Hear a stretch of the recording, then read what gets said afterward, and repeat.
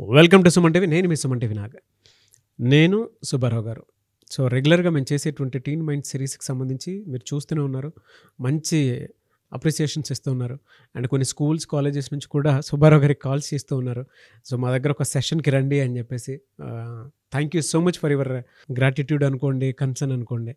అయితే ఈ సిరీస్లోనే చాలా మాట్లాడుకుంటూ ఉంటే ఇంకా కొన్ని ఎపిసోడ్స్ కావాలని చెప్పేసి మీరు అడుగుతూ ఉంటే హ్యాపీగా ఉంది మాకు. కమింగ్ టు సబ్జెక్ట్, పిల్లల్లో కనుక మనం చూస్తే ధైర్యాన్ని ఎలా నూరిపోయాలి, చిన్నప్పటి నుంచే ఎలా నేర్పించాలి, ఎలా నర్చర్ చేయాలి అనేటువంటిది, అండ్ అండ్ ఆ హోప్ని ఎలా క్రియేట్ చేయాలి, అసలు ఈరోజు మనం సుబ్బారావు గారి మాటలో అడిగి తెలుసుకుందాం. హలో సుబ్బారావు గారు. హలో అండి. సో పిల్లల్లో ఒక హోప్ అయినా సరే, ధైర్యం అయినా సరే ఎలా నూరిపోయాల్సినటువంటి అవసరం ఉందంటారు? ఇది చాలా అవసరమైంది కదండి. మనం ఇప్పుడు మారినటువంటి పరిస్థితుల్లో ప్రతిదీ కూడా మనం ఇస్తూనే ఉండాలి, వాళ్ళు సౌఖ్యంగా ఉండాలి, కష్టం ఎదురు కాకూడదు అనేది చూస్తూ ఉన్నాం. కానీ ఒక సందర్భం వచ్చిన తర్వాత వాళ్ళ జీవితంలో చాలా ఇబ్బందులు ఎదుర్కొంటారండి. కానీ జీవితం మనం అనుకున్నట్టు ఉండదు కదా, అన్నిటికీ సమ్మిళితమై ఉంటుంది. ఈ కాంటెక్స్ట్లో ధైర్యాన్ని ఎలా నింపాలి, ఆ హోప్ని ఎలా క్రియేట్ చేయాలనే దానికి ఒక మంచి అద్భుతమైనటువంటి కథను చెప్తానండి. ఒక ఊర్లోనండి ఒక చిన్న పిల్లాడు ఉన్నాడు. వాళ్ళ అమ్మమ్మ గారి ఇల్లు వాళ్ళ ఊరికి ఒక 100 కిలోమీటర్ల దూరంలో ఉంది. ప్రతిసారి కూడా వేసవి సెలవులకి ట్రైన్లో, ఆ ఊరు నుంచి ట్రైన్లో అమ్మమ్మ ఇంటికి వెళ్తారు. ఒక 30 days చక్కగా ఆడుకుని, కేరింతలు కొట్టుకుంటూ, వాటర్లో ఆడుకుంటూ, ఆ వేసవకాలం అంతా చక్కగా ఆడుకుని మరలా తిరిగి వస్తూ ఉంటారండి. ఇలా సంవత్సరాలు గడిచిన తర్వాత ఒక్కసారి పిల్లవాడు అన్నాడు, లేదు డాడీ మీరు రావద్దు, నేను ఒక్కడనే వెళ్తాను అన్నాడు. అంతే పెద్ద పేరెంట్స్ ఇద్దరికి ఒక ఆందోళన. ఒక్కడే నువ్వు ఎలాగెళ్తావు నాన్న, నువ్వు ఇంకా చిన్నపిల్లోడు. కాదు నేను వెళ్ళగలను అని పిల్లవాడు చెప్తున్నాడు. లేదు లేదు నాన్న, నువ్వు చిన్నపిల్లోడు, వెళ్ళొద్దు, మేము కూడా వస్తాం అన్నాడు. లేదు అని మారాం చేసాడు 2 రోజులు. ఇక 3వ రోజు వాళ్ళ ధైర్యాన్ని చూసి వాళ్ళు కొంత ఆలోచించి, అలాగే నాన్న రేపు వెళ్దీ కానీ, నువ్వు ఒక్కడే వెళ్దీ కానీ అన్నారు. అలా మళ్ళా స్టార్ట్ చేశాడు. సో ఆ రోజు రాత్రి ఎంత ఎక్సైట్మెంట్, అమ్మా నాన్న ఒప్పుకున్నారు, నాకు స్వతంత్రం వచ్చేసింది, నేను ఒక పెద్ద హీరోని అయిపోయి నేను ఒక్కడనే వెళ్తున్నా ట్రైన్లో అనేటువంటి ఒక ఉత్సాహంతో పడుకున్నాడండి. ఉదయాన్నే లెగిశారు, అన్నీ సర్దుకున్నారు, ట్రైన్కి తీసుకెళ్లారు. రైల్వే స్టేషన్కి వెళ్ళిన తర్వాత టికెట్ తీసుకున్నారు, చక్కగా వెళ్ళారు, కాసేపు కూర్చున్నారు, ట్రైన్ కోసం వెయిట్ చేస్తూ ఉన్నారు. అదే టైంలో ట్రైన్ రావటం జరిగింది. ఇంకా ఎంతో ఉత్సాహంతో మెట్లు ఎక్కబోతూ ఉన్నాడు. అమ్మా నాన్న జాగ్రత్త, మెట్లు ఎక్కేటప్పుడు జాగ్రత్త అన్నారు. ఎక్కాడు, లోపలికి వెళ్ళాడు, కూర్చున్నాడు, కిటికీ దగ్గర కూర్చున్నాడు. లోపలంతా ప్రశాంతంగా ఉంది. బయట ఉన్నటువంటి జనాలు వస్తున్నారు, పోతున్నారు, వెళ్తూ ఉన్నారు. లోపల ఎంతో ఏదో తెలియనటువంటి ధైర్యం, నేను ఒక్కడనే వెళ్తున్నాను అని. కిటికీ దగ్గర ఉన్నటువంటి పేరెంట్స్ యోగక్షేమాలు చెప్తున్నారు, ఇంకా చాలా జాగ్రత్తగా ఉండాలని చెప్తూ ఉంటే, నాన్న అమ్మ ఆపండిక, ఇప్పటికే చాలాసార్లు చెప్పారు, ప్రతి ఏడాది చెప్తున్నారు, నిన్న నుంచి చెప్తూ ఉన్నారు, ఇంకొద్దు అని ఒక రకమైనటువంటి తిరస్కార ద్వారంతోనే చెప్పడం జరిగింది. ఇక ట్రైన్ స్టార్ట్ అయ్యింది.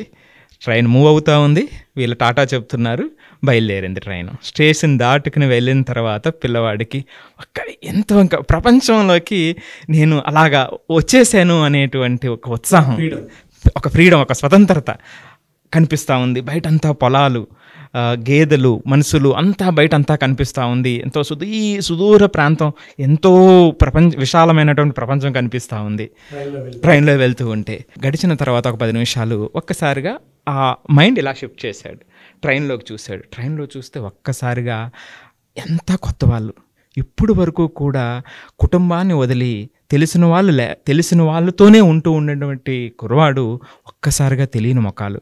వచ్చేవాళ్ళు వస్తున్నారు, వెళ్ళేవాళ్ళు వెళ్తున్నారు. నెక్స్ట్ స్టేషన్ వచ్చింది, కొంతమంది దిగారు, కొంతమంది ఎక్కారు, మరలా కొత్త వాళ్ళు వచ్చారు. ఏంటో అర్థం కాలా, ఇదేంటి వీళ్ళంతా కొత్తగా ఉన్నాయి, నాకు ఎవరూ తెలిసిన వాళ్ళు లేరే అనేటువంటి ఒక రకమైనటువంటి ఆందోళన మొదలైంది. అదే టైంలో ఆ మూలను కూర్చున్న ఒక అతను ఈ బాలుడు వంకే ఇలా చూస్తూ ఉన్నాడు. మరింత ఆందోళన మొదలైంది, ఇతనేంటి నా వంకే చూస్తున్నాడు అని భయం వచ్చింది. ఈ లోపల 2nd స్టేషన్లో మరలా ట్రైన్ స్టార్ట్ అయింది. ట్రైన్ శబ్దం, అదే సందర్భంలో కడుపు నొప్పి. ఎందుకంటే ఈ ఆందోళన చెంది ఒక్కసారిగా పల్స్ రేటు పెరిగి కడుపు నొప్పి రావడం మొదలైంది. సో ఒక్కసారిగా ఎటు చూసినా సరే ఒక రకంగా ఒక బాధ, ఒక ఆందోళన మొదలైంది. అదే సందర్భంలో ఇక కళ్ళు నీళ్లు చుడి తిరుగుతున్నాయి అనే సందర్భంలో వాళ్ళ నాన్న చెప్పిన ఒక మాట గుర్తొచ్చింది. ట్రైన్ బయలుదేరుతూ ఉండగా పాకెట్లో ఒక చిన్న కాగితం పెట్టాడండి ఆయన. ఏంటి కాగితం అంటే, నీకు భయం అనిపించినప్పుడు దీన్ని ఒకసారి చూడు నాన్న అని చెప్పాడట. అది గుర్తొచ్చి ఒక్కసారిగా జేబులో నుంచో పేపర్ బయటకు తీసాడండి. తీసి చూస్తే, నాన్న భయపడకు, నేను నెక్స్ట్ కంపార్ట్మెంట్లోనే ఉన్నాను అన్నాడు. ఒక్కసారిగా సుడులు తిరిగినటువంటి నీళ్లు అలా సడన్గా ఆగిపోయినాయి. మరలా తెలియనటువంటి ఉత్సాహం, ధైర్యం, ఎస్ మా నాన్న వెనకాలే ఉన్నాడు.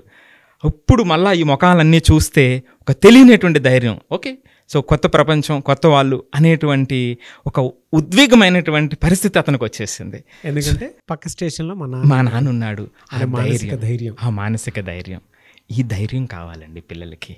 మరి ఈ ధైర్యాన్ని మనం ఎలా ఇస్తాము అనేటువంటిది ఇంపార్టెంట్ అండి.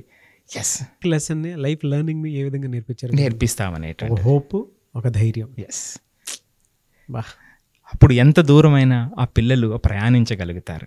సో చూడండి, ఒక్క మాట, ఆ ఫాదరు నెక్స్ట్ స్టేషన్లో నెక్స్ట్ కంపార్ట్మెంట్లో ఉన్నాడా లేదా అనేది తర్వాత విషయం. బట్ అతనికి వచ్చినటువంటి ధైర్యం, ఎస్ అనేటువంటి ఆ క్షణం ఒక్కసారిగా ఆ మైండ్ షిఫ్ట్ చూసారా, కళ్ళు నీళ్లు తిరుగుతున్నటువంటి సందర్భం నుంచి ధైర్యంగా టర్న్ చేసినటువంటిది ఆ ఒక్క మాట చాలు. అలాగే ప్రతి వ్యక్తి కూడా ఇక్కడ మనకి ఈ ప్రపంచం మీదకి వచ్చేటప్పటికి ఒక ధైర్యం ఉంది. అదే యూనివర్స్ అనుకోవచ్చు, దేవుడు అనుకోవచ్చు, ఏదైనా మీరు అనుకోండి. సో మన గమ్యం చేరటానికి సరైన దారిలో మనం ప్రయాణిస్తే ఖచ్చితంగా అది మనకు హెల్ప్ చేస్తుంది అనేటువంటి ధైర్యమే ప్రతి ఒక్కరిని ముందుకు తీసుకెళ్తుందండి. నాకు కూడా ఎమోషనల్ అనిపించిందండి ఒకటేసారి. ఇక మీదట మా అబ్బాయి స్కూల్కి వెళ్ళేటప్పుడైనా, బయటకి ఎక్కడికైనా వెళ్ళేటప్పుడైనా ఒక స్లిప్ రాసి ఒక చిన్న సర్ప్రైజ్ లాంటిది ఇవ్వాలని మాత్రం అనిపించింది.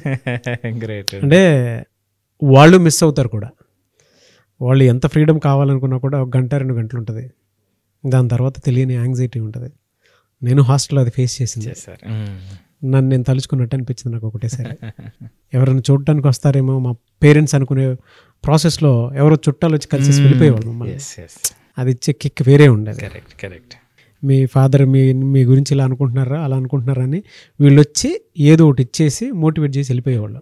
హాస్టల్లో ఉండేటప్పుడు అంటే స్టోరీ విన్న తర్వాత పిల్లలకు కూడా, అంటే మీ పిల్లలకు కూడా మీరు కనుక ఇది చేయాలి అనిపిస్తే వీడియో షేర్ చేయండి. నేను కూడా మా పిల్లలకి ఇలాంటి ధైర్యాన్ని నూరిపోస్తాను, ఒక హోప్ని క్రియేట్ చేస్తాను అనుకున్నటువంటి వాళ్ళు ఎస్ అని కింద కామెంట్ బాక్స్లో పోస్ట్ చేసి, ఈ వీడియోకి ఒక్కొక్క 1000 కామెంట్స్, 1 lakh షేర్స్ మాత్రం డెఫినెట్గా మీ చేతుల నుంచే కావాలి. Anyways sir, thank you so much. Thank you అండి. మీ అపాయింట్మెంట్ తీసుకోవాలంటే ప్రాసెస్ ఏంటి? ఇది తప్పకుండా అంటే స్క్రోల్ అవుతున్నటువంటి నెంబర్ కాల్ చేస్తే వాళ్ళు డైరెక్ట్గా 1-1 అపాయింట్మెంట్ కూడా తీసుకోవచ్చు అండి. అండ్ ఐఐటి, నీట్కి కూడా, జేఈ సంబంధించినటువంటి ఏ సమస్య ఉన్నా సరే, అంటే ఎప్పుడు కూడా ఇండియాలో కొత్తగా మనం వాళ్ళ మైండ్ని స్ట్రెంత్ చేయడం అనేది మన ముఖ్యమైనటువంటి ఉద్దేశం. ఓకే, స్ట్రెస్, యాంగ్జైటీ వస్తుంది, దాన్ని ఎలా హ్యాండిల్ చేయాలి, కాంప్లెక్స్ కాన్సెప్ట్స్ ఉంటాయి అందులో, దాన్ని ఎట్లా హ్యాండిల్ చేయాలి, టెస్ట్ యాంగ్జైటీ ఉంటుంది, ఇంత చదివి టెస్ట్లో పెర్ఫామ్ చేయకపోతే వాళ్ళు ఆ సాటిస్ఫాక్షన్ రాదు. సో వీటి మీద మనం స్పెషల్ సెషన్స్ని మనం చేస్తూ ఉన్నాం అనమాట. సో వాటికి సంబంధించినటువంటి నాలెడ్జ్ కనుక మీకు కావాలి అనుకుంటే, మీ ఇంట్లో ఒక మంచి గైడ్, కోచ్, మెంటర్ కావాలి అని అంటే డెఫినెట్గా మీరు సుబ్బారావు గారిని అప్రోచ్ అవ్వాలనుకుంటే స్క్రీన్ మీద కాంటాక్ట్ నెంబర్ కనిపిస్తుంది, దాన్ని మీరు కాల్ ఆర్ మెసేజ్ వాట్సాప్ చేసి వెంటనే అపాయింట్మెంట్ తీసుకోండి. ఒకటైతే చెప్పగలుగుతాను, ఒక మంచి ఫ్రెండ్ మనకు మంచి హెల్త్ ఉన్నటువంటి, అంటే మంచి మెడిసిన్ లాంటి వాతావరణాన్ని క్రియేట్ చేసుకున్నటువంటి పరిస్థితి ఉంటుంది. సో అలాంటి మంచి మిత్రుడే మనకి సుబ్బారావు గారు. సో మీ ఇంట్లో అలాంటి ఒక మెంటర్, గైడ్, కోచ్ కావాలి అనుకునేటువంటి వాళ్ళు, ప్రతిదానికి సలహాలు, సూచనల కోసం అని చెప్పేసి అపాయింట్మెంట్ కావాలి అనుకుంటే, మీ పిల్లల విషయంలో ఎస్పెషల్లీ స్క్రీన్ మీద మీకు కాంటాక్ట్ నెంబర్ కనిపిస్తుంది, దానికి మీరు కాల్ ఆర్ మెసేజ్ వాట్సాప్ చేసి వెంటనే ఎన్రోల్ చేసుకోండి, అపాయింట్మెంట్ తీసుకోవచ్చు. అండ్ ఈ వీడియో లైక్ చేయండి, షేర్ మాత్రం తప్పకుండా చేయండి. ఇలాంటి మరిన్ని వీడియోస్ కోసం మా ఛానల్ ఫాలో అవ్వండి. Thank you so much Subbarao. Thank you అండి.